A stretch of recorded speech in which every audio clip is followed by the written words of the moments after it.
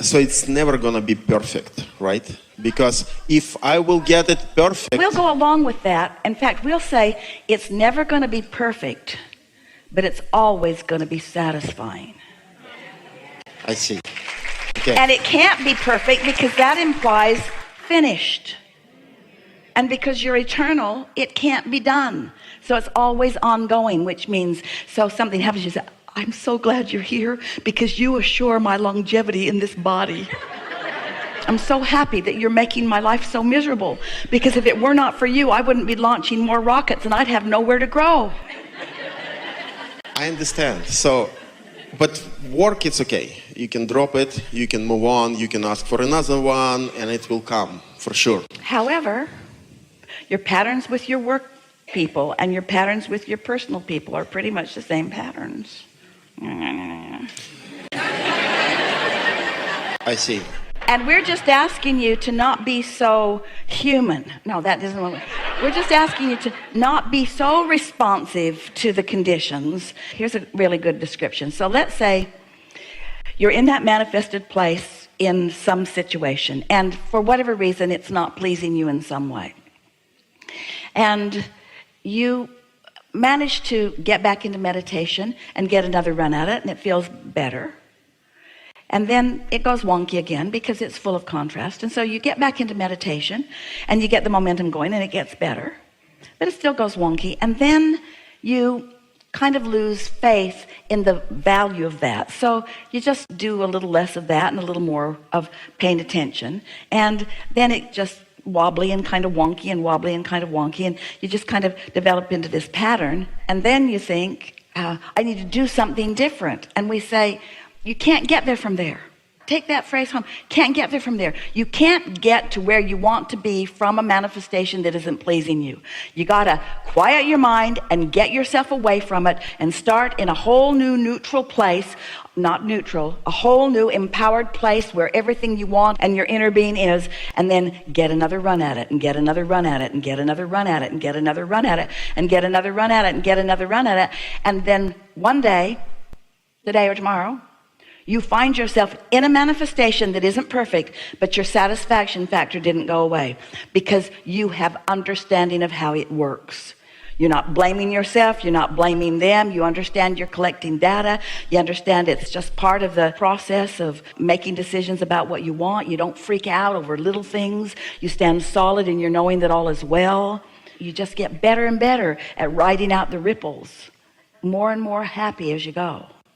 Do I have to go all the way and start my progress over, or I can concentrate? Because I listened to you and you said concentrate on positives. That's what I was doing. You don't have to, but here's the thing. Even Esther thought she was doing what we were teaching. She just did another focus wheel.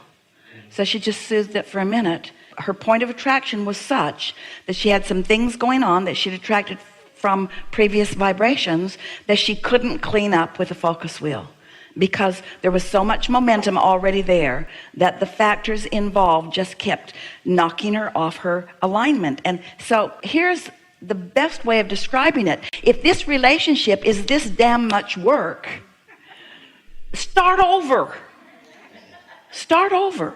If it's so much work that you're just spinning yourself into oblivion, if there's so much to react to, then sometimes it's better.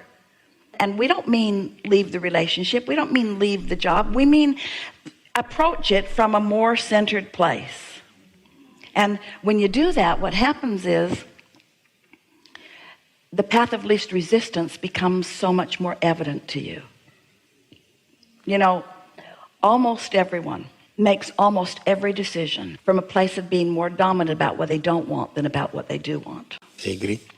So you just keep trying to solve problems, and you try to make your words more productive than they can be, or your actions more productive than they can be. And sometimes it's like this. What if you really wanted employment? Let's go back to that topic. And the dollars were urgently needed right now. And so that was a dominant factor within you. So it would be logical that the path of least resistance for you would be to take something that could bring the dollars the fastest. Well, just because that's not really where you want to be long term doesn't mean that that path of least resistance wasn't exactly right for you at the time. But now you're in this situation where the dollars are flowing and that is relieved, but now other things that are important to you are showing themselves to you, so you get to add another intention to the mix, which means this current manifestation is not the best answer to the newly understood desire that you've put back over here into the vortex. So often Esther would say on occasion, I don't want to hurt their feelings. And Jerry would say, you'd rather hurt your own feelings?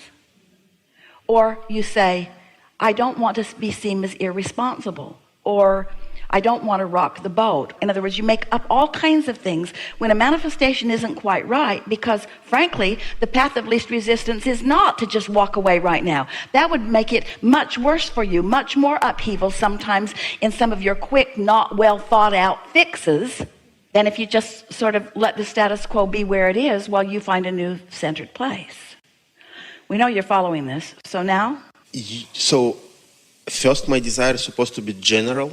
It should be not specific, right? So when I get... Here's the thing. If it isn't working, if there's not satisfaction for whatever reason, then you've got to go more general. And that's really what we're demonstrating by going back to meditating.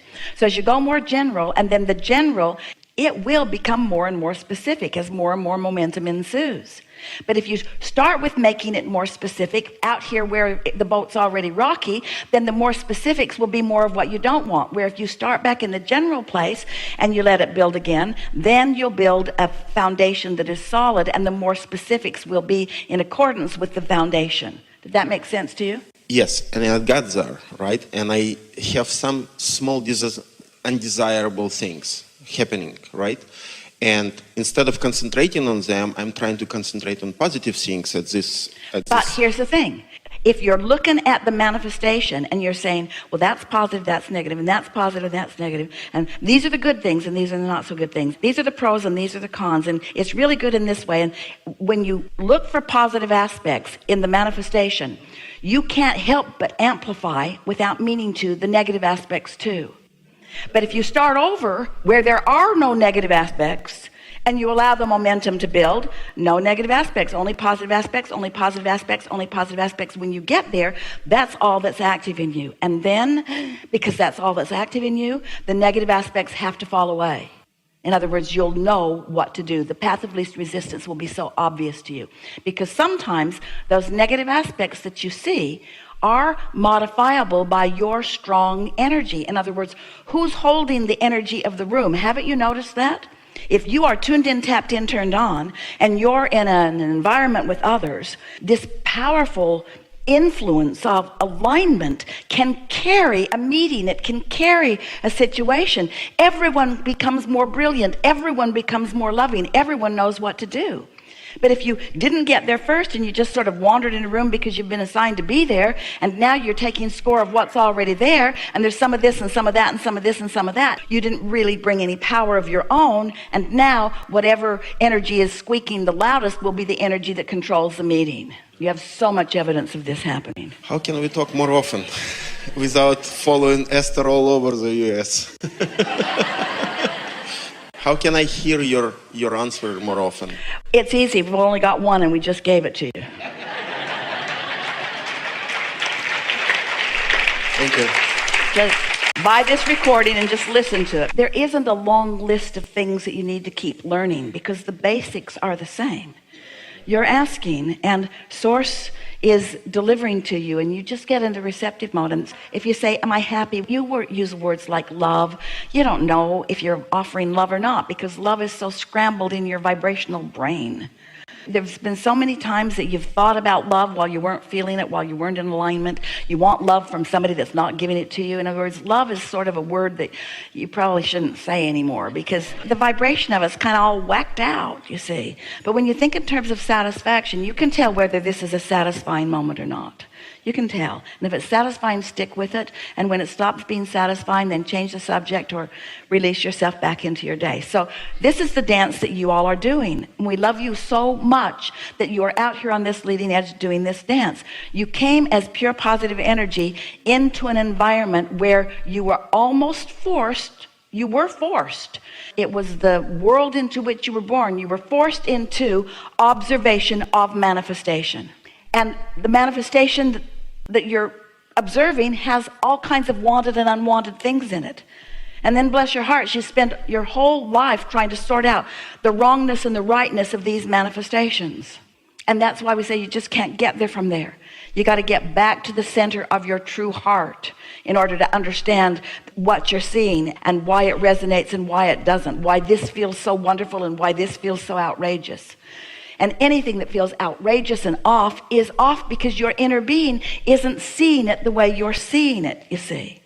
This is how your guidance system works. These are the tenets of your life experience and you and why you're here. We're going to speak them from your first person perspective. I am a physical human in a physical body who is an extension of source energy.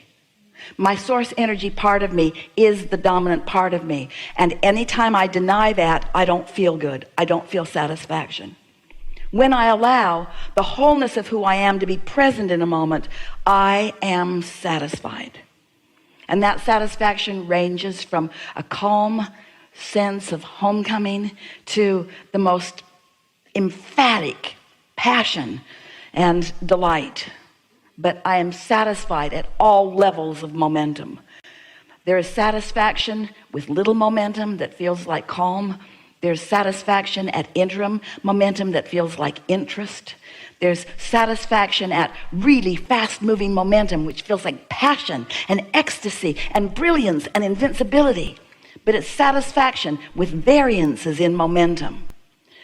But if I'm over here in the manifestation and I haven't allowed the momentum to grow from this, but the momentum of my moment has grown from dissatisfaction, don't want that, that's wrong, can you believe what that one said, can you believe what that one said, then I can't gather the momentum of my source. And so now everything I do is contrary to who I really am, and no matter how hard I try, I can't get it together because I'm off on the wrong vibrational foot. But then I get to go to sleep. And while I sleep, it's like pushing the reset button. And while I sleep, all of the momentum subsides. Not the vibrational proclivity. In other words, if I was ornery yesterday, I'm probably going to be ornery today. And probably tomorrow. In other words, orneriness doesn't let go immediately. But my momentum did subside. And so it's easier for me to begin in meditation at the beginning of a new day. And if I really understand that quieting my mind just sets at ease my beliefs that have been hindering me, but it leaves active my beliefs that are of help, because the beliefs that my inner being holds about me and about my world and about the others with whom I'm interacting, those beliefs are so helpful. And so the sorting process of what works for me and what doesn't work for me works best with a quieted mind. If I try to do it out here on this edge of manifestation, where now I've got to consider all the thoughts, how many times have you sat with others if you're a parent and discussed the appropriateness of this behavior as a parent and this one and this one and this one? You just can't get there from there. All the thousands and thousands of books that have been written about try this with your child and try this with your child and try this with your child and discipline your child in this way and don't discipline your child at all. And none of it is really working very well because the vibrational basis from which you are asking is not allowing you to be in the receptive mode. And if you're not in the receptive mode, it is certain that whatever you're conveying to your children or to your employees or to anyone that you're wanting to instruct, they cannot possibly be getting what you mean if you're not in the receiving mode while you're delivering it to them. You see what we're getting at?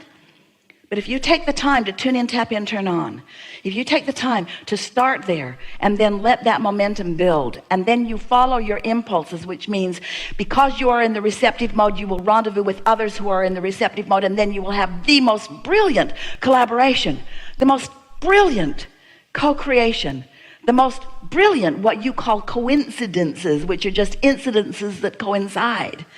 In other words, you will have the most brilliant co-creative experiences with others if you start there. And you do it often enough that you know the difference. Helpful? Thank you. It's always helpful.